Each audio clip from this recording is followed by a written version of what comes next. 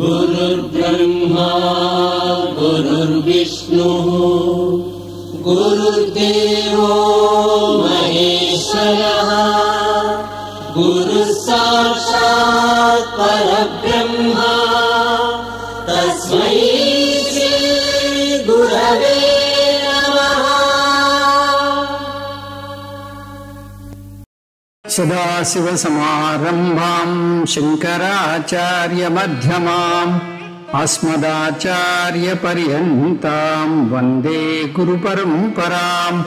हरिः ॐ श्रीगुरुभ्यो नमः। हरिः ॐ। अनन्त संसार समुद्रतार नौकायिदाभ्यां गुरुभक्तिदाभ्यां वैराग्य साम्राज्यद पूजनाभ्यां नमो नमः श्रीगुरुपादुकाभ्याम्।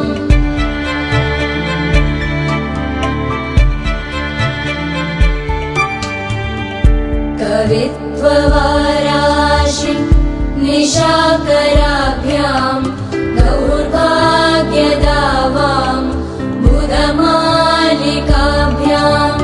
दूरीकृतानम्र विपत्तिदाभ्यां नमो नमः श्रीगुरुपादुकाभ्याम्।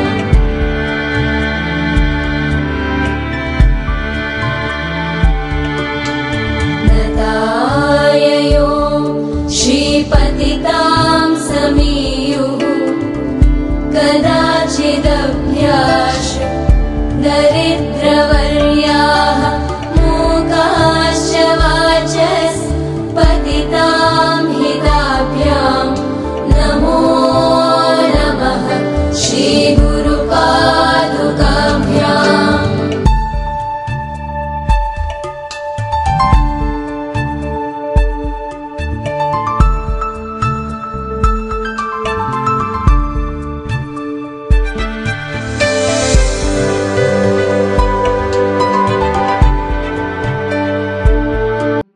ముందుగా మీకందరికీ గురు పూర్ణిమ శుభాకాంక్షలు. ఈరోజు మనం చర్చించుకునేటటువంటి అంశం ఆర్టిఫిషియల్ ఇంటెలిజెన్స్ అద్వైత గురువును అధిగమించగలదా. ఇవాళ రేపు ఆర్టిఫిషియల్ ఇంటెలిజెన్స్ షార్ట్ ఫామ్ లో AI అంటారు దీన్ని. అంటే కృత్రిమ మేధ అని చెప్తూ ఉంటారు. ఇది అన్ని రంగాల్లోనూ దూసుకుపోతోంది. ఎంతగా చొచ్చుకుపోతుందంటే వేల కొలది ఉద్యోగులు తమ ఉద్యోగాన్ని కోల్పోతున్నారు. ముఖ్యంగా సాఫ్ట్వేర్ సిబ్బంది. ఈ చొరబాటు మనిషి మనుగడకే ప్రమాదమా అన్నట్టుగా ఉంది.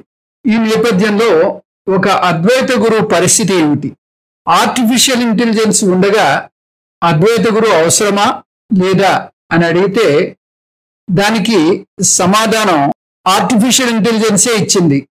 దాన్ని విశ్లేషించి చెబుతున్నాను. మానవ సంబంధం సానుభూతి విషయాల్లో అద్వైత గురువు ఎంతో అవసరం. ఒక సందర్భంలో ఒక వ్యక్తికి మరణించినప్పుడు అతని అవయవాలు మరొకరికి లేదా శాస్త్ర పరిశోధనకి డొనేట్ చేయాలనే బలమైన కోరిక ఉంది. అలా చేయవచ్చా లేదా అని సందేహం వచ్చింది. కొంతమంది అలా చేస్తే నీకు పుణ్యలోకాలు దక్కవు సరికదా, నరకానికి పోతావు అని భయపెట్టారు. అద్వైత గురువు పుణ్యలోకాలు దక్కవు సరికదా, నరకానికి పోతావు అనే దానికి శాస్త్ర ప్రమాణం లేదు. అలా అవయవాలు దానం చేసినట్టుగా శాస్త్రంలో ఉదంతాలు అనేకం ఉన్నాయి. అందులో ఒకటి దధీచి మహర్షి తన వెన్నెముకను దానం చేశాడు అని ధైర్యంగా చెప్పారు అద్వైత గురువులు. అద్వైత గురువులు భావోద్వేగాలకు సరిపడ మద్దతును అందిస్తారు. వ్యక్తిగత మార్గదర్శనాన్ని అందించగలరు అద్వైత గురువులు. అందుకే తైత్రీయం అద్వైత గురువును అదూక్షధర్మకామాస్యు అని శ్లాఘించింది. అద్వైత గురువు అపారమైన దయాసాగరుడై ఉండాలి. యోగ్యము కాని ప్రయోజకారి కాని విషయాలు బలవంతంగా ప్రవేశపెట్టకూడదు. ఈ అద్వైత గురు ఎలా ఉండాలి అంటే పరీక్ష లోకాన్ కర్మచితాన్ బ్రాహ్మణో నిర్వేదమాయాత్ నాస్తి అకృత కృతేన తద్విజ్ఞానార్థం స గురుం ఏవ అభిగచ్చేత్ సమిత్పాణి శ్రోత్రియం బ్రహ్మనిష్టం అంటుంది ముండకోపనిషత్తు. గురువు శ్రోత్రియుడు బ్రహ్మనిష్ఠుడు అయి ఉండాలి. శ్రోత్రియుడు అంటే శాస్త్రాన్ని ప్రమాణ బుద్ధితో స్వీకరించగలిగి ఉండాలి. ప్రమాణ బుద్ధి అంటే ఏమిటి? మీరంతా నాకు స్పష్టంగా కనిపిస్తున్నారు. ఎందుకు? కన్ను అనే ప్రమాణాన్ని వాడుతున్నాను కాబట్టి. కన్ను రూపాలకు రంగులకు ప్రమాణం. అలాగే అపౌరుషేయ విషయానికి శాస్త్రం అంటే వేదం ప్రమాణం. ఇప్పుడు శ్రోత్రియుడు అంటే శాస్త్రాన్ని ప్రమాణ బుద్ధితో స్వీకరించిన సంప్రదాయవిత్ అయిన సజీవమైన గురువు. ఇందులో ప్రతి పదము ముఖ్యమే. సంప్రదాయవిత్ అంటే గురు పరంపరకు చెందిన గురువై ఉండాలి. స్వయంభూ గురువు కాకూడదు. అంటే బ్రహ్మనిష్ఠుడు అంటే నితరాం బ్రహ్మలో రమించేవాడు. గురు పరంపరకు చెందిన గురువు కాకపోతే తన పురుష బుద్ధి ప్రవేశపెట్టి శాస్త్రాన్ని పక్కదారికి మళ్లించి మరీ బోధిస్తాడు. ఇది చాలా ప్రమాదకరం. ఆ బోధ అనేక తప్పుడు అవగాహనలకు దారితీస్తుంది. కర్మ వల్ల మోక్షం వస్తుంది అంటాడు, మౌనం వల్ల మోక్షం అంటాడు, స్పర్శ వల్ల మోక్షం అంటాడు. ఇలా శాస్త్ర బాహ్యమైన విషయాలు బోధిస్తాడు.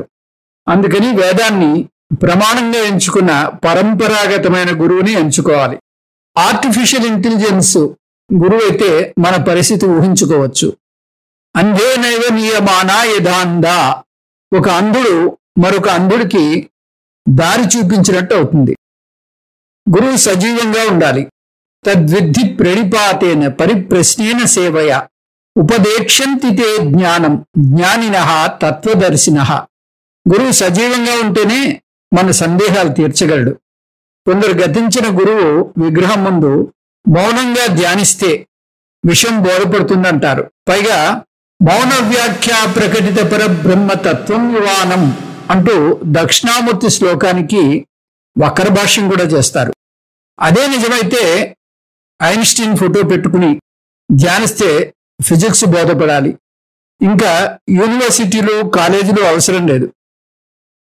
ఇటువంటి ఎన్నో తప్పుడు అవగాహనలను పటాపంచలు చేసేదే ఈరోజు మనం విడుదల చేసుకుంటున్న సద్దర్శనం పుస్తకం. సజీవమైన గురువు ఎంపికలోనే ఇంత తతంగా ఉంటే ఇక ఏఐ అంటే ఆర్టిఫిషియల్ ఇంటెలిజెన్స్ ఎలా అద్వైత గురువును అధిగమించగలదు? గురు పరంపరాగతంగా బోధ అందకపోతే విపరీత ధోరణులు కనిపిస్తాయి. ముండకోపనిషత్తులో కర్మ నింద ఉంటుంది. అష్టాదశోక్తం అవరం యేషు కర్మ అంటుంది ముండకోపనిషత్తు. ఇలా అనగానే గృహస్థులు నిత్య నైమిత్తిక కర్మలు మానేసి గుడులు గోపురాలు దర్శించిన అవసరం లేదు అంటూ ప్రచారం చేస్తారు.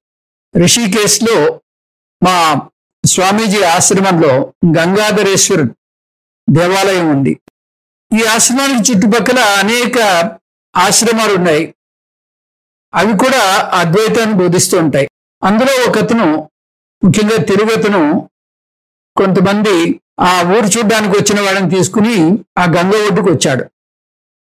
ఆ రిషికేశ్ ఆశ్రమంలోంచి గంగను దర్శించడం చాలా బాగా ఉంటుంది. ఎందుకంటే గంగ వరకు ఒక ర్యాంప్ ఉండేది, ఇప్పుడు లేదు. పూర్వం ర్యాంప్ ఉండేది, గంగ మధ్య భాగం వరకు వెళ్ళొచ్చు.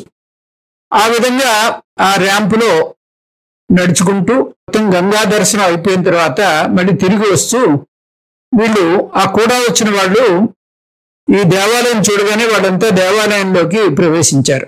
ఈ కూడా తీసుకొచ్చినటువంటి ఈ సన్యాసి నాకేసి చూస్తూ, వీళ్ళంతా మూర్ఖులండి, ఎంత చెప్పినా అర్థం చేసుకోరు, ఈ గుళ్ళ చుట్టూ తిరుగుతూ ఉంటారు అంటూ కామెంట్ చేశాడు. ఆ విధంగా అద్వైతము అనగానే దైవ పూజ మానేయచ్చు, గుళ్ళు గోపురాలకు వెళ్ళని అవసరం లేదు అనేటటువంటి భావన చాలా మందికి ఉంటుంది. అది ముఖ్యంగా గృహస్థులకు సరైనటువంటి పద్ధతి కాదు. భావనాత్ అద్వైతం సదా కుర్యాత్ క్రియాత్ కర్హిచిత్ న కుర్యాత్.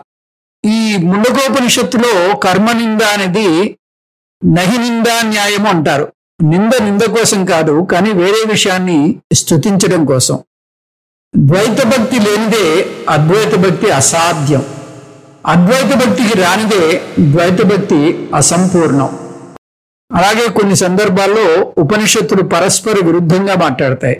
ఒక చోట ఎన్ మనసా న మనుతే అంటుంది, అంటే తత్వం మనసుతో తెలుసుకోలేము అంటుంది. మరొక చోట మనసా ఏవ అనుద్రష్టవ్య అంటుంది, అంటే మనస్సు వల్ల మాత్రమే ఈ తత్వాన్ని మనం తెలుసుకోగలము అంటుంది. దీన్ని ఏ విధంగా పరిష్కరిస్తుంది? ఇది ఎక్కడో ఎవరో రాస్తే చెప్తుంది తప్పితే తనంతటికి తానుగా దాని పరిష్కారం ఏఐ చేయలేదు, అంటే ఆర్టిఫిషియల్ ఇంటెలిజెన్స్ చేయలేదు.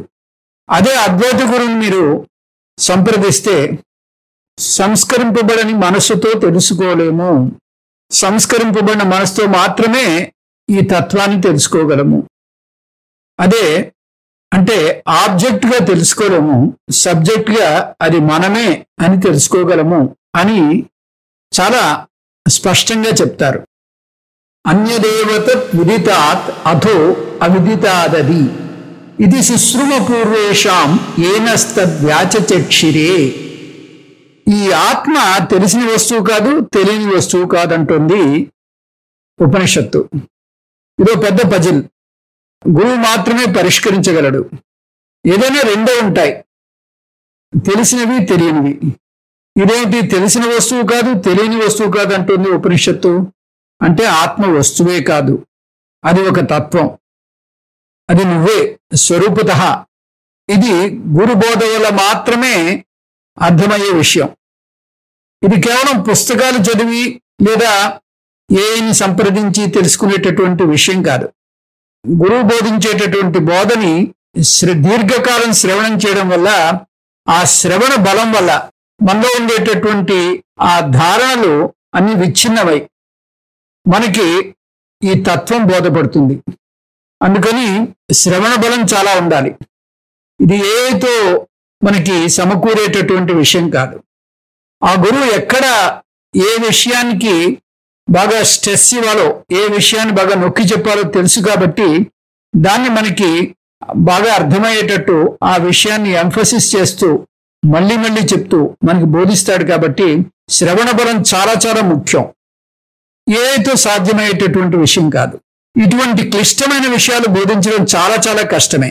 అయినా మా పూర్వ గురువులు సంప్రదాయబద్ధంగా పరంపరాగతంగా మాకు బోధించిన విధానం ఉంది, ఆ ప్రకారమే నీకు బోధిస్తాను అంటున్నారు గురువులు ఈ కేనోపనిషత్తులో. ఈ విధంగా ఆర్టిఫిషియల్ ఇంటెలిజెన్స్ అద్వైత గురువును అధిగమించగలదా అనేది రిటారికల్ క్వశ్చన్. అంటే ఇది ప్రశ్న కాదు, దీనిలోనే సమాధానం ఉంది. అద్వైత గురువును ఆర్టిఫిషియల్ ఇంటెలిజెన్స్ కాదు, ఎవరూ అధిగమించలేరు. ఇప్పుడు ఆర్టిఫిషియల్ ఇంటెలిజెన్స్ ఏం చెప్పిందో ఒకసారి చూసి ముగిద్దాం. While AI can provide valuable insights and guidance, a spiritual guru offers something unique. ఈ విధంగా 4 పాయింట్స్ చెప్పింది. A human connection and empathy.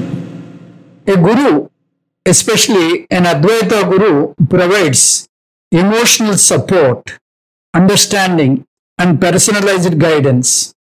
నేను చెప్పింది కాదు, ఆర్టిఫిషియల్ ఇంటెలిజెన్స్ చెప్పినటువంటి సమాధానం. ఇంకా రెండవ పాయింట్ ఏ చెప్పినది. Spiritual context and depth.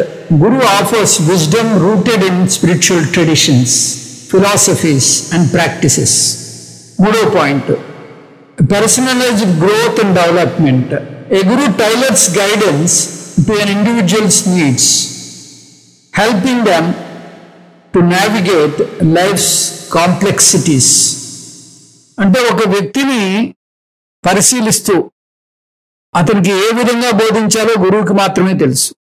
కాబట్టి ఆ వ్యక్తి యొక్క అవగాహన, ధారణ శక్తి బట్టి గురువు బోధిస్తాడు. కొంతమంది మన గురువు గారి దగ్గరికి వచ్చి అడుగుతారు, స్వామి మీరు ఇంత చెప్తున్నారు, కానీ మాకు మీరు చెప్పేటటువంటి ఆనందం ఏదో మాకు దొరకట్లేదు అంటారు. అలాంటప్పుడు ఆ గురువు మీరు ఈ సాధన చతుష్టయ సంపన్నతకి తోడ్పడేటటువంటి ఈ క్రియలన్నీ చేయండి, కర్మయోగం బాగా చేయండి, ఉపాసనాయోగం బాగా చేయండి అంటూ చెప్తారు. ఈ విధంగా ఎవరి స్తోమతను బట్టి వారికి ఆ సలహాలు ఇస్తూ ఉంటారు గురువు. 4వ పాయింట్, ఆఖరి పాయింట్, హోలిస్టిక్ అండర్స్టాండింగ్. గురువుస్ often address the interconnectedness of mind, body and the తత్వం. ఇలా చెప్పి దీని కంక్లూషన్ చూద్దాం. Artificial intelligence can only complement spiritual growth. అంటే కేవలం సహకారి సాధన అవుతుందంటారు. Artificial intelligence can only complement spiritual growth, but human guidance and connection remains essential for many seeking spiritual development. Advaita guru is an absolute necessary for this. ఈ విధంగా ఈ artificial ఇంటెలిజెన్సే తల ఒగ్గి అద్వైత గురువు తప్పనిసరి అంటోంది. కాబట్టి ఈ గురు పూర్ణిమ సందర్భంగా మన గురు పరంపరలో ఉన్న గురువులందరికీ వందనాలు చేస్తూ ముగిస్తున్నాను. ఓం తత్సత్. సర్వం శ్రీకృష్ణ అర్పణమస్తు. సత్సంగ్ సభ్యులకు గురు పూర్ణిమ శుభాకాంక్షలు. గురు పరంపర నుంచి అస్మదాచార్య పర్యంతం ప్రత్యక్ష గురువులైన పరమార్థానంద స్వామీజీకి, మా వారైన రాఘవరావు గారికి, విష్ణుప్రసాద్ గారికి వందనాలు సమర్పించుకుంటూ, నేటి గురు పూర్ణిమ సందర్భంగా నా అంశం ఆత్మజ్ఞానానికి ఆచార్యుని ఆవశ్యకత. గురు పూర్ణిమ రోజు మన గురువుకి వందనాలు చెప్పుకోవటంలో భాగంగా గురువు చేసిన బోధను గుర్తు తెచ్చుకోవటం ఒక పద్ధతి అని పరమార్థానంద స్వామీజీ చెప్తారు. ఆయన చెప్పిన జనరల్ టాక్స్లోని టాక్ ఇది. ఆత్మజ్ఞానానికి ఆచార్యుని ఆవశ్యకత. శృతి స్మృతి ప్రమాణాలు ఉన్నాయి మనకి, గురువు ద్వారానే ఆత్మజ్ఞానాన్ని పొందాలి అని. తద్విజ్ఞానార్థం స గురుమేవాభిగచ్చేత్ సమిత్పాణి శ్రోత్రియం బ్రహ్మనిష్టం అని ముండకోపనిషత్తులో వస్తుంది. భగవద్గీతలో కూడా తద్విద్ధి ప్రణిపాతేన పరిప్రశ్నేన సేవయా అని కృష్ణ పరమాత్మ చెప్పాడు. ఇంత స్పష్టంగా గురువు ద్వారానే జ్ఞానం పొందాలి అని ఉన్నా కూడా చాలా మంది ఆత్మజ్ఞానం పొందడానికి గురువు ఆవశ్యకత ఉందా అనే సందేహం వస్తుంది. నా గురించిన జ్ఞానం నేను పొందడానికి నేను స్వయం కృషి చేస్తే చాలదా? దైవ కృప ఉంటే చాలదా? ఇంట్యూషన్ వల్ల నేను జ్ఞానం పొందలేనా అంటూ ఉంటారు. ఇంట్యూషన్ వల్ల పొందలేరు, ఇన్ ట్యూషన్ అంటే గురువు దగ్గర నేర్చుకోవాలి అని మన స్వామీజీ చెప్తుంటారు. దానికి చాలా అద్భుతంగా ఎందుకు గురువు ద్వారా నేర్చుకోవాలో, మన బుద్ధి పరిమితి ఏమిటో వర్ణిస్తారు. మన బుద్ధికి 6 దోషాలున్నాయి. ఎందువల్లనంటే లోతుగా విశ్లేషిస్తే మన బుద్ధి యొక్క పరిధి చాలా తక్కువ. అది లౌకిక విద్యలోనే పూర్తి జ్ఞానం పొందలేదు. అలాంటిది పరావిద్య అయిన బ్రహ్మ విద్య గురించి ఎలా దానంతట అది తెలుసుకోగలదు? ముందు బుద్ధికి ఉన్న దోషాలు శాస్త్రం ఏ విధంగా వర్ణించిందో చూద్దాం. అవి పురుష బుద్ధి దోషాలు అనవచ్చు. మొదటిది అజ్ఞానం. మనం పుట్టడమే అజ్ఞానం అనే పెట్టుబడితో పుట్టాం. కొన్ని దానంతట అవి జరిగిపోతాయి. మన ఎదగటం దానంతట అది జరుగుతుంది. జుట్టు రాలిపోవటం దానంతట అది రాలిపోతుంది. కానీ జ్ఞానం దానంతట అది రాదు. అది ఎవరి దగ్గరైనా నేర్చుకోవాలి. ఒక సంగీతం అయినా, ఒక వంట చేయడం అయినా, ఒక విద్యలో ఆరితేరాలన్నా ఒక గురువు దగ్గర నేర్చుకోవాలి. అదేవిధంగా ఆత్మ విద్య కూడా ఒక గురువు దగ్గర నేర్చుకోవాలి. ఎందువల్లనంటే మన శరీరానికి ఏదైనా అనారోగ్యం వస్తే నా శరీరమే కదా నాకు తెలుసు అనుకుని మనం దానికి ఈ రోగం వచ్చింది అని అనుకుంటాం. కానీ డాక్టర్ దగ్గరికి వెళ్తే ఆయన చెప్పిన రోగం వేరే ఉంటుంది, మనం అనుకున్నది వేరే ఉంటుంది. అంటే మనకి మన శరీరం గురించి కూడా పూర్తి అవగాహన లేదు. డాక్టరు లోతుగా అధ్యయనం చేస్తాడు కాబట్టి ఆయనకి అవగాహన ఉంటుంది. కాబట్టి మొదటి పురుష బుద్ధి దోషం అజ్ఞానం. 2 సంశయం. ఏ జ్ఞానం కూడా లౌకికంగా మనం పొందేది ఇది సంశయరహిత జ్ఞానం అని నిర్ధారించలేం. ఒక శాస్త్రజ్ఞుడు పరిశోధన చేసి దాని మీద PhD పొందినా కూడా ఇంకొక శాస్త్రజ్ఞుడు వచ్చి దాన్ని ఖండిస్తూ ఇంకొక సూత్రాన్ని నిరూపించి అతను PhD పొందుతాడు. కాబట్టి ఇది సంశయరహిత జ్ఞానం అని మనం చెప్పలేం. 3వది విపర్యయం. విపర్యయం అంటే పొరపాటు, దృష్టి దోషం ఉంటుంది. పారలాక్స్ ఎర్రర్ అని సైన్స్లో అంటాం. అంటే మనం చూసేదే సరి అయినది కాదు, చూసినదంతా నిజం కాదు అన్నప్పుడు ఆ చూసిన దాని వల్ల మనం నేర్చుకునే జ్ఞానం ఎంతవరకు సరి అయిన జ్ఞానంగా ఉంటుంది. దానికి మంచి ఉదాహరణ నక్షత్రాలు. ట్వింకిల్ ట్వింకిల్ లిటిల్ స్టార్ అంటాం. కానీ శాస్త్రజ్ఞులు కనుగొన్నది ఏమిటి? నక్షత్రాలు చిన్నగా మిరుమిట్లు గొలిపేవి కావు. అవి భూమి కన్నా సూర్యుని కన్నా చాలా పెద్దవి. అందువల్ల 3వ పురుష బుద్ధి దోషం విపర్యయం. 4 ప్రమాదం. ప్రమాదం అంటే నిర్లక్ష్యం లేదా తెలియకపోవటం. మనకు అన్నీ తెలుసు అనుకుంటాం, కానీ తెలియని అంశాలు ఇంకా ఎన్నో ఉంటాయి. ఒక డాక్టర్ ఒక పేషెంట్కి ఇంకా అయిపోయింది, 4 రోజుల కన్నా బతకడు అని పెదవి విరుస్తాడు. చుట్టాలందరినీ పిలిచేయమంటారు, వాళ్ళు వచ్చేస్తారు, కానీ అతను నిక్షేపంలో లేచి కూర్చుంటాడు. ఇంకొక సందర్భంలో నీ వైటల్ పార్ట్స్ అన్ని బాగా పనిచేస్తున్నాయి, నువ్వు బాగా ఉన్నావు, నువ్వు ఊరు వెళ్ళాలనుకుంటే వెళ్ళిరా అని చెప్తూ ఉండగానే అతని చేతుల్లోనే ఆ పేషెంట్ కొలాప్స్ అయిపోతాడు. ఇక్కడ మనం డాక్టర్ని తప్పు పట్టడం లేదు. డాక్టర్కి అందని విషయాలు ఎన్నో ఉన్నాయి, అంటే పురుష బుద్ధికి అందని విషయాలు ఉన్నాయి అనే విషయం మనం చూస్తున్నాం. దీన్ని ప్రమాదం అంటారు. 4వ పురుష బుద్ధి దోషం ప్రమాదం. 5 విప్రలబ్ధి. విప్రలబ్ధి అంటే ఎదుటివారు చెప్పిన దాన్ని నమ్మి మోసపోవటం. ఒక్కోసారి వారు మనను తప్పుదారి పట్టిస్తారు, మనకు తెలియకుండానే మనం వారి ప్రభావంలో పడిపోతాం. ఒక్కోసారి మన కంటి చూపే మనని మోసం చేస్తుంది. దీన్ని విప్రలబ్ధి అంటారు. 5వ పురుష బుద్ధి దోషం విప్రలబ్ధి. 6 పటుత్వ దోషం. మన ఇంద్రియాలు మనకి ప్రపంచాన్ని చూపిస్తాయి.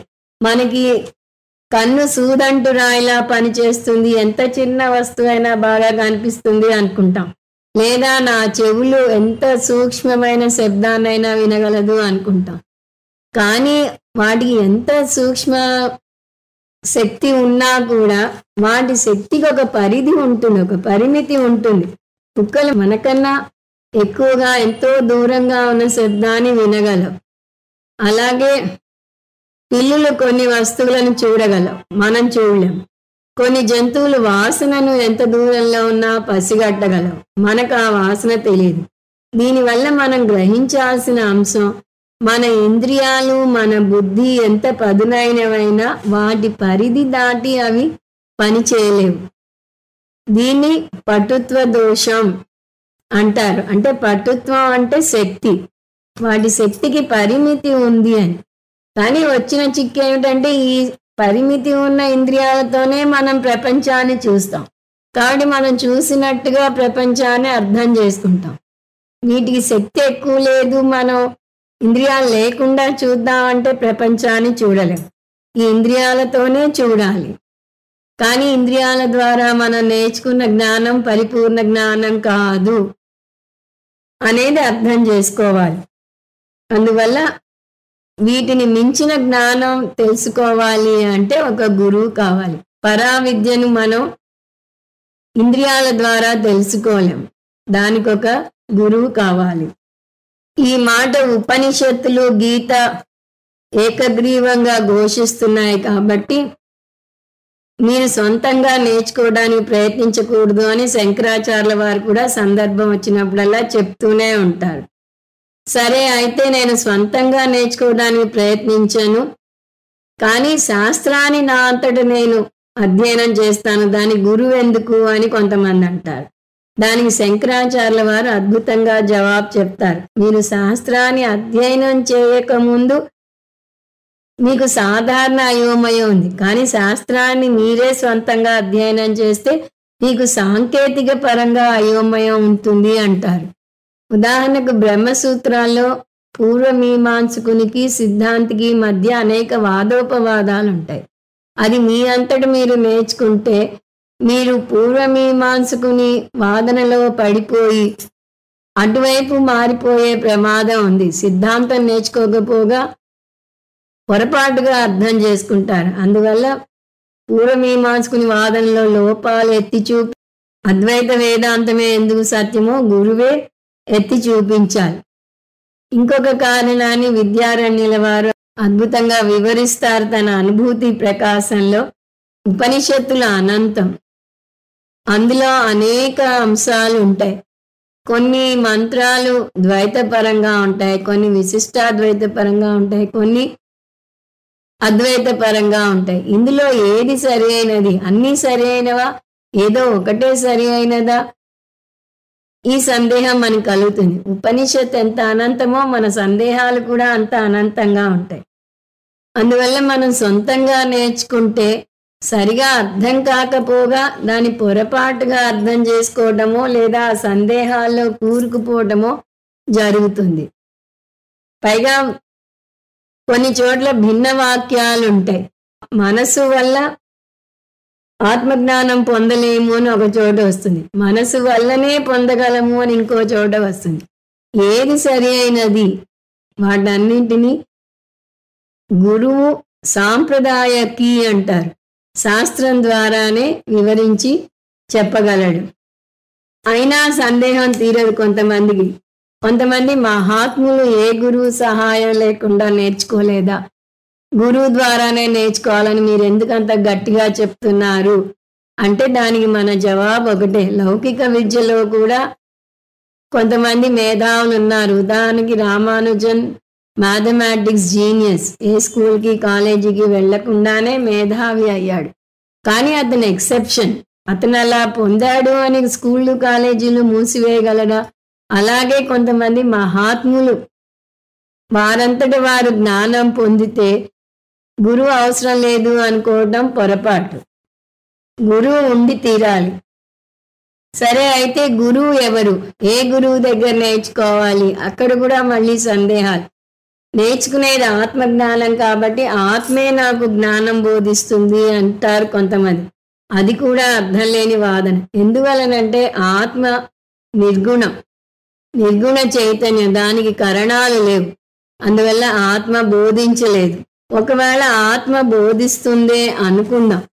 ఆత్మ ఎప్పటి నుంచో ఉంది, జన్మజన్మలుగా ఉంది. అలా జన్మజన్మలుగా ఆత్మ ఉంటే మనం ఎందుకు ఆత్మ అజ్ఞానంలో పడి ఉన్నాము? ఆత్మజ్ఞానం పుడుతూనే మనకి కలగాలి, కానీ మనం ఆత్మ అజ్ఞానం అనే పెట్టుబడితో పుట్టాము అని మొదటే చూసాం. కాబట్టి ఆత్మ గురువు కాలేదు. సరే, జగత్ గురువు అని అందామా అంటే అది కూడా జరిగే పని కాదు. ఒక శాస్త్రజ్ఞుడు అంటాడు, ప్రపంచమే ఒక విశ్వవిద్యాలయం, అందులో ప్రతి ఒక్కరూ గురువే అంటాడు అతను. మనకి కూడా దత్తాత్రేయ చరిత్రలో 24 నుంచి దత్తాత్రేయుడు జీవితంలో ఎన్నో నేర్చుకున్నాడు అని వస్తుంది. ఉదాహరణకి భూమి, గాలి, కొండ చిలువ, తేనెటీగ, చేప, చిన్న ఉడత. ఈ ఆలోచన బాగానే ఉంది, కానీ వచ్చిన చిక్కేమిటంటే ప్రపంచం నుంచి మీరేం నేర్చుకుంటారు అనే విషయం మీ మనస్తత్వాన్ని బట్టి ఉంటుంది. ఒకటే సన్నివేశం ఎదుర్కొన్న ఇద్దరు వ్యక్తుల స్పందన వేరువేరుగా ఉంటుంది. ఇద్దరు సన్యాసులు చాలా మంచి స్నేహితులుగా ఉండేవారు. ఒక సన్యాసి మనం సన్యసించినా కొంత డబ్బు పోగేసుకోవాలి, అవసరానికి ఆదుకుంటుంది అంటారు. ఇంకొక సన్యాసి అవసరం లేదు, సన్యాసం అంటేనే అన్నీ త్యజించడం, మనం డబ్బు పెట్టుకోకూడదు అంటారు. ఒక విపత్కర పరిస్థితిలో వారు పడవ దాటాల్సి వచ్చినప్పుడు సారంగి డబ్బు ఇస్తేనే దాటిస్తానంటాడు. మొదటి సన్యాసి చూసావా నేను డబ్బు ఇవ్వడం వల్ల మనం దాటగలిగాము అంటాడు. రెండవ సన్యాసి చూసావా నా దగ్గర డబ్బు లేకపోయినా డబ్బు ఉన్న నువ్వు నా పక్కన ఉండటం వల్ల నేను నది దాటగలిగాను అంటాడు. ఇద్దరి వాదన సబబే, వారి వారి అనుభవాలను బట్టి వారు చెప్తున్నారు. అందువల్ల ప్రపంచం నుంచి నేర్చుకుంటారు అనేది అర్థం లేని మాట. దానికి వీరి దృక్పథం తోడవుతుంది. అందువల్ల ప్రపంచం గురువు కాలేదు. మరి ఎవరు గురువు అవ్వాలంటే జీవించి ఉన్న మనిషి గురువు అవ్వాలి.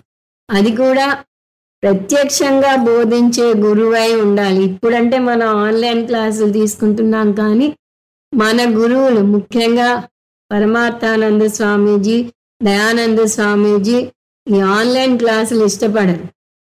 ఐ టు ఐ కాంటాక్ట్ ఉండాలి అంటారు. శిష్యుడు గురువు ఎదురుగా కూర్చుని గురువు కళ్ళలోకి చూస్తూ గురువు హావభావాలను కూడా చూస్తూ అర్థం చేసుకోవాలి. అలాగే గురువు కూడా శిష్యుడు వింటున్నప్పుడు మధ్య మధ్యలో ప్రశ్నలకు జవాబు చెప్పగలుగుతున్నాడా లేదా తెలుసుకుంటూ తన బోధన కొనసాగిస్తాడు. ఎక్కడైనా శిష్యుడు అయోమయంగా మొహం పెడితే గురువు అతని అయోమయాన్ని గ్రహించి ఇంకొంచెం వివరంగా చెప్పుకు వస్తాడు. అందువల్ల జీవించి ఉన్న గురువు ప్రత్యక్ష గురువే బోధించాలి. ఎందువల్లనంటే మన శాస్త్రం కూడా గురు శిష్యుల సంవాదం రూపంలో ఉంటుంది. ఏ ఉపనిషత్ తీసుకున్నా గురువు శిష్యుల మధ్య సంవాదం. భగవద్గీత కూడా కృష్ణార్జున సంవాదం అని చదువుతాం మనం. తేనోపనిషత్తులో గురు శిష్యుల పేరు రాదు. అంత మాత్రాన వారు లేరని కాదు, అక్కడ పేరు కాదు ముఖ్యం, గురువు చేసే బోధ ముఖ్యం అని అర్థమవుతుంది. ఎందుకు గురు శిష్యుల సంవాదం రూపంలో ఉంటుందంటే దానికి అనేక కారణాలు చెప్పవచ్చు.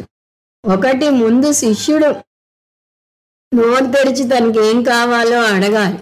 తన కుటుంబ సమస్య చెప్పుకోవడానికి వచ్చాడా, అమ్మాయి పెళ్లి కావాలనో అబ్బాయికి వీసా రావాలనో అడగటానికి వచ్చాడా, లేదా ఆత్మజ్ఞానం పొందడానికి వచ్చాడా అనేది గురువుకి తెలియాలి. ఆ శిష్యుడు నోరు తెరిచి అడిగితే అప్పుడు గురువు బోధ చేస్తాడు. ఏ ఒక్కటి తెలుసుకుంటే అన్నీ తెలిసినట్టు అవుతుందో ఆ విద్య నాకు నేర్పించు అనే ముండకోపనిషత్తులో శిష్యుడు అడిగాకే ఆ ఉపనిషత్తును బోధించాడు గురువు. అందువల్ల గురు శిష్యుల సంవాద రూపంలో ఉంటుంది. అంతేకాదు, బోధ మధ్యలో ఏమన్నా సందేహాలు వస్తే శిష్యుడు ప్రశ్నలు అడగటానికి వీలుంటుంది. భగవద్గీతలో అనేక సందర్భాల్లో అర్జునుడు ప్రశ్నలు వేస్తూనే ఉన్నాడు, కృష్ణ పరమాత్మ వాటికి జవాబులు చెప్తూనే ఉన్నాడు. సరే, జీవించి ఉన్న గురువు ద్వారా నేర్చుకోవాలి అన్నారు, బాగానే ఉంది.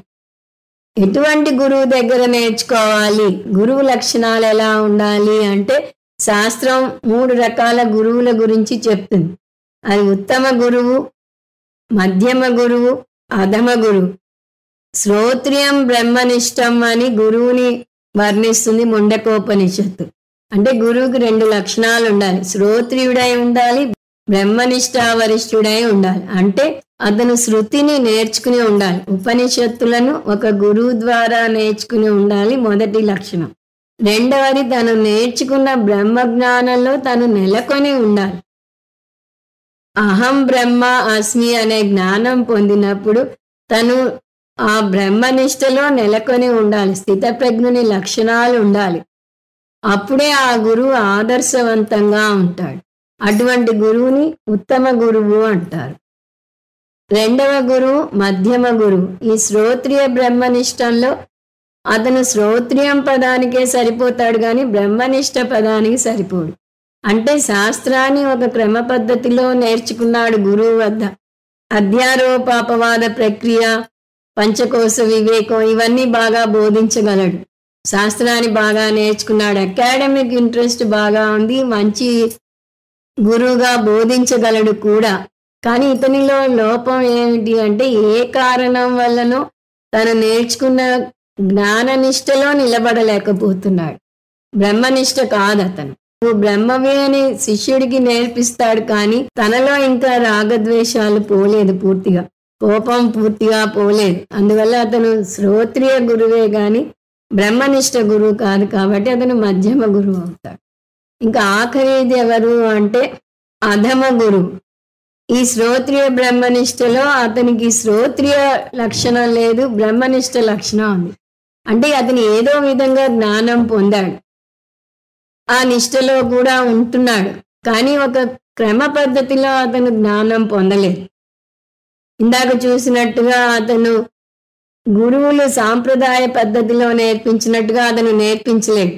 శాస్త్రాన్ని ఒక సాంప్రదాయ కీ అంటారు, దానితో తెరవాలి.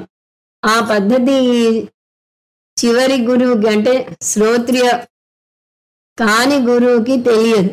దీనికి ఉదాహరణ, ఎప్పుడూ విమానాల్లో వెళ్ళే వ్యక్తిని ట్రాఫిక్ జామ్ అంటే ఎలా ఉంటుంది అని అడిగితే అతనికి తెలియదు జవాబు. ఆ పరిస్థితిని అతను ఎన్నడూ ఎదుర్కోలేదు. అదేవిధంగా ఇతను శిష్యుడు అడిగే ప్రశ్నలకి అనుప్రశ్నలకి జవాబు చెప్పలేడు, తనకు తెలిసినంత మేరకే చెప్పగలడు. కాబట్టి ఇతను అధమ గురువు. కాబట్టి శిష్యుడే బేరీజు వేసుకుని ఏ గురువు చెప్పింది తనకు బాగా అర్థమై తను కూడా బ్రహ్మనిష్టలో నిలబడగలుగుతున్నాడో గ్రహించుకుని ఆ శ్రోత్రియ బ్రహ్మనిష్ట అయిన గురువు దగ్గరకు వెళ్ళాలి. ఎందుకు శ్రోత్రియ బ్రహ్మనిష్ట అయిన గురువు శ్రేష్ఠుడు అని అడిగితే, ఆ గురువు తన బోధనా పటిమతో మెస్మరైజ్ చేయడం మాత్రమే కాదు, అతని బోధనా తీరు, అతను శాస్త్రాన్ని నేర్పిస్తాడు. శాస్త్రం అనే దర్పణాన్ని, శాస్త్రం అనే అద్దాన్ని శిష్యుని ఎదురుకుండా పెడతాడు. శాస్త్రం అనే అద్దాన్ని శిష్యుని ఎదురుగా పెట్టినప్పుడు ముందు శిష్యుడు గురువునే చూస్తాడు, ఆ అద్దాన్ని చూడడు. అబ్బా ఎంత బాగా చెప్తున్నాడు గురువు అని ఆ గురువుని చూసి మైమర్చిపోతాడు.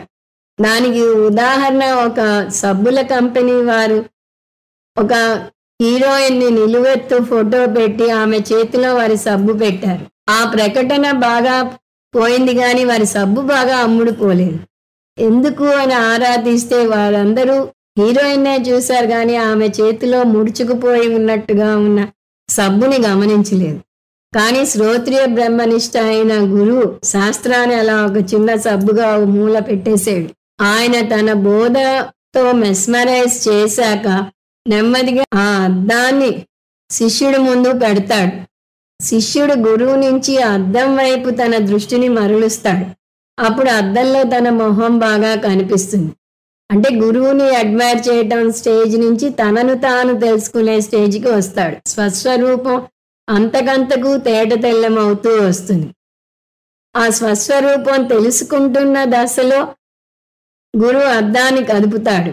అప్పుడు ఆ అద్దాన్ని శిష్యుడు గట్టిగా పట్టుకుంటాడు. అంటే అతనికి సందేహం వస్తూ ఉన్న స్టేజ్లో గురువు ఆ సందేహాన్ని తీర్చి అతని స్వస్వరూపం బాగా అర్థం చేసుకునేలాగా చేస్తాడు.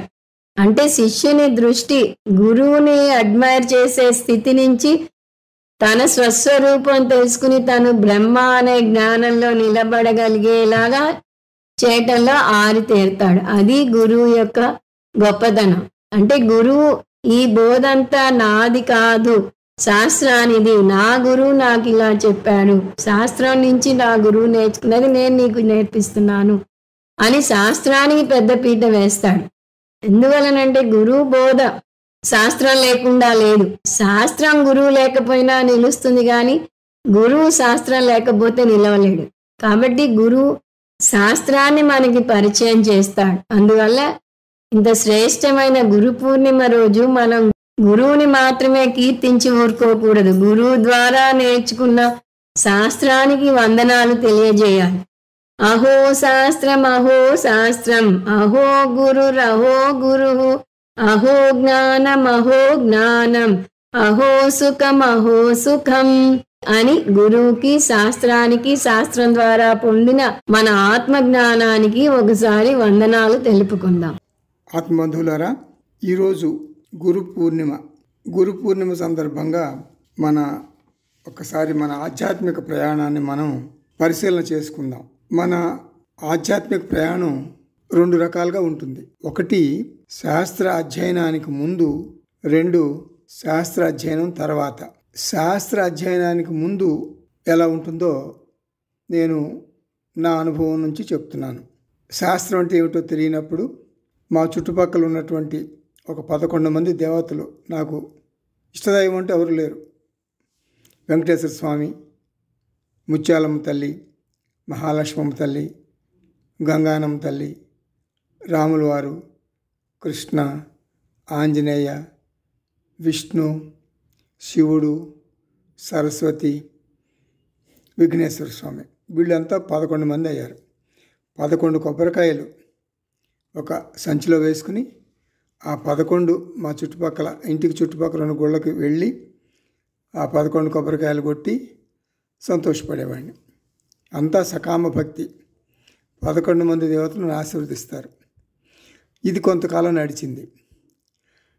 ఆ తర్వాత ఈ 11 మంది దేవతల్లో ఆంజనేయ స్వామిని నా ఇష్టదైవంగా, ఆరాధ్య దైవంగా ఎంచుకున్నాను.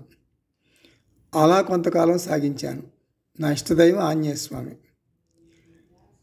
అయితే ఆ తర్వాత ఎవరో చెప్పగా విన్నాను ఒక శ్లోకం. ఆ శ్లోకం నిత్యం పారాయణ చేస్తే చాలా మంచి జరుగుతుంది మనకి అని చెప్పారు ఎవరో. అదేమిటంటే యజ్ఞేశాచ్యుత గోవింద మాధవానంత కేశవ కృష్ణ విష్ణు రిషికేశ వాసుదేవ నమోస్తుతే. అంటే 10 నామాలు ఉన్నాయి కృష్ణుడికి. అర్థపూరితంగా చదువుకుంటే మంచిది, మనకు చాలా చాలా మంచి జరుగుతుంది. అంటే అర్థపూరితంగా ఆ శ్లోకాన్ని పారాయణ చేయటం మొదలుపెట్టాను. ఇంతవరకు అంతా అశాస్త్రీయం. శాస్త్రం అంటే ఏమిటో తెలియదు. అయితే మన గురు పరంపరకు వచ్చిన తర్వాత, శాస్త్రానికి వచ్చిన తర్వాత, గురు దంపతులుని మనకి గురువుగా ఎంచుకున్న తర్వాత పరమార్థానంద స్వామి చెన్నై మన గురువుగా పెట్టుకున్న తర్వాత, ఆయన గురువు దయానంద స్వామి, ఆయన గురువు చిన్మయానంద స్వామి, ఇలా మనం గురు పరంపరలోకి వచ్చి పరమార్థానంద స్వామి చెప్పినటువంటి శాస్త్రాన్ని మన గురు దంపతుల ద్వారా శ్రవణం చేయటం మొదలుపెట్టిన తర్వాత నా జీవిత గమనం అంటే ఆధ్యాత్మిక ప్రయాణం మారిపోయింది. శాస్త్రీయంగా ఆధ్యాత్మిక ప్రయాణం జరగటం మొదలుపెట్టింది. అయితే శాస్త్రం అంటే వేదాలు, అంటే ప్రస్థానత్రయం. ముఖ్యంగా ప్రస్థానత్రయం అంటే మరి భగవద్గీత, ఉపనిషత్తులు, బ్రహ్మసూత్రాలు, ఇవే కాకుండా ప్రకరణ గ్రంథాలు, ఇవన్నీ కూడా మనకి గురు దంపతులు చెప్పారు, బోధించారు. ఇది అయిన తర్వాత మనకి గురు దంపతులు భగవద్గీతను కూడా బోధించారు. ముఖ్యంగా భగవద్గీత కించిత్ అధీత అన్నారు. అంటే భజగోవిందంలో శ్లోకం ఇది. అంటే కనీసంలో కనీసం భగవద్గీతని మనం సమగ్రంగా, మనం అంటే ప్రతి మనిషి సమగ్రంగా అధ్యయనం చేయాలి. భగవద్గీత అసలు భగవద్గీతను అధ్యయనం చేయగలిగితే, సమగ్రంగా అధ్యయనం చేయగలిగితే ఈ మిగిలినవి అంటే ఉపనిషత్తులు కానీ, బ్రహ్మసూత్రాలు కానీ, ఇంకా ఇతరత్ర ప్రకరణ గ్రంథాలు కానీ మరి అధ్యయనం చేయకపోయినా మన ఆధ్యాత్మిక ప్రయాణం మనం పూర్తి చేసుకున్నట్టే అవుతుంది అని అంటారు విజ్ఞులు. అయితే భగవద్గీతలో మనం కృష్ణుడు చెప్పాల్సిందంతా మొదటి శ్లోకంలోనే చెప్పేస్తాడు. ధర్మక్షేత్రే కురుక్షేత్రే సమవేత యుయుత్సవ మామకా పాండవాశ్చైవ కిం అకుర్వత సంజయ. అంటే మొదటి 2 అక్షరాలు ధర్మ, చివరి 2 అక్షరాలు జయ. ఈ శ్లోకంలో అంటే ధర్మము జయిస్తుంది అంతే, అయిపోయింది. అంటే మనం ధర్మాన్ని పాటించాలి, తప్పకుండా ధర్మానికి జయం ఉంటుంది. యతో ధర్మ తతో కృష్ణ, యతో కృష్ణ తతో జయ. అంతే. ఇప్పుడు భగవద్గీతలో చివరి శ్లోకం ఏం చెబుతుంది మనకి? చివరి శ్లోకం యత్ర యోగేశ్వర కృష్ణో యత్ర పార్థో ధనుర్ధర తత్ర శ్రీ విజయ భూతి ధ్రువ నీతి మతి మమ. మొదటి 2 అక్షరాలు, మొదటి శ్లోకంలో 2 అక్షరాలు ధర్మ. అంటే మమ ధర్మ, నా ధర్మం ఏమిటి అంటే భగవద్గీత అధ్యయనమే నీ ధర్మము. భగవద్గీతలో శ్రీకృష్ణుడు చెప్పినట్లు జీవించటమే నీ ధర్మము. భగవద్గీత అధ్యయనం అంటే మన వైదిక జీవనము. వేదాంత జీవన విధానం అంతా కూడా మనకి భగవద్గీతలో ఉంది. ఇలా శాస్త్రాన్ని అర్థం చేసుకున్న తర్వాత భగవద్గీత ద్వారా మన ఆధ్యాత్మిక ప్రయాణం ముగిసినట్లే. అంటే మళ్ళీ చెప్పాలంటే వైదిక జీవన విధానం భగవద్గీత ద్వారా నేర్చుకున్నటువంటి మన జీవన విధానం 2 రకాలు. ధర్మ, అర్థ, కామ, మోక్ష అంటే చతుర్విధ పురుషార్థాలు. పురుష అర్థములు అంటే మనుషులు మాత్రమే సాధించగలిగినటువంటి గమ్యములు, గోల్స్, లక్ష్యాలు. అయితే మొదటి దశ ఏమిటంటే ధర్మ, అర్థ, కామ, మోక్ష ఇవన్నీ సాధించాలి. సంపాదన, ధర్మ సంపాదన, అర్థ సంపాదన, కామ సంపాదన, ఇవన్నీ మోక్ష సంపాదన. ఇది మొదటి దశ. ఇవి సంపాదించుకున్న తర్వాత, ఇవి పొందిన తర్వాత రెండవ దశ ఏమిటంటే నిధిధ్యాసనం ద్వారా మనం పొందినటువంటి ఆత్మజ్ఞానాన్ని ఎమర్జెన్సీ డోర్ లాగా చేసుకుని ఉపయోగించుకోవాలి. ఎప్పుడు విషమ సమస్యలు ఎదురైనప్పుడు మనం ఉపయోగించుకోవాలి.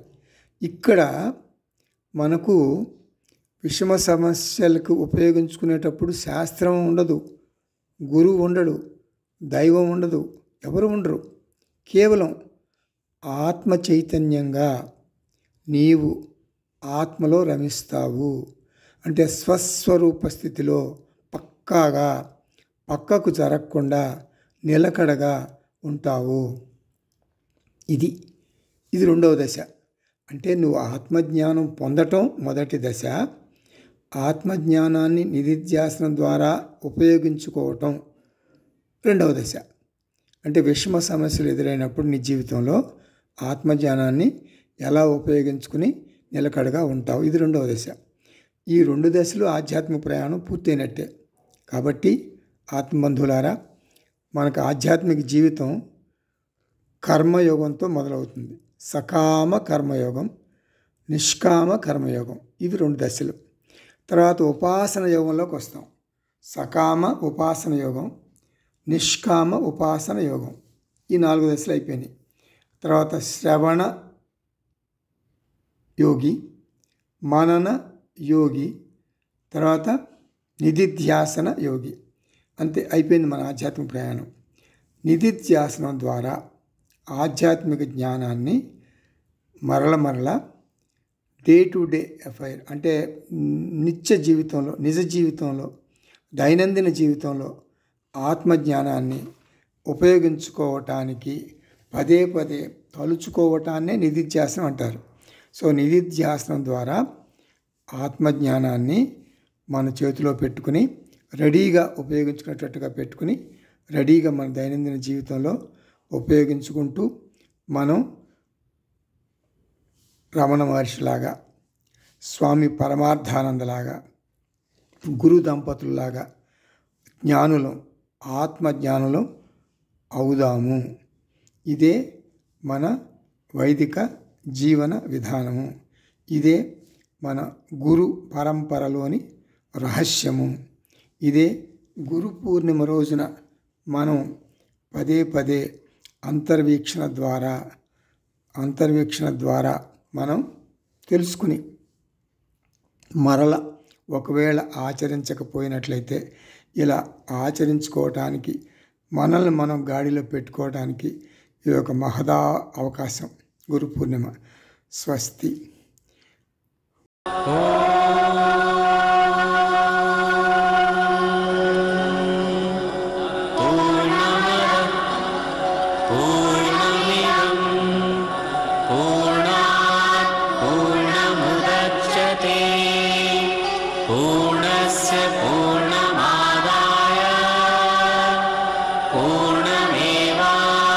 पूर्णमेवावशिष्यते।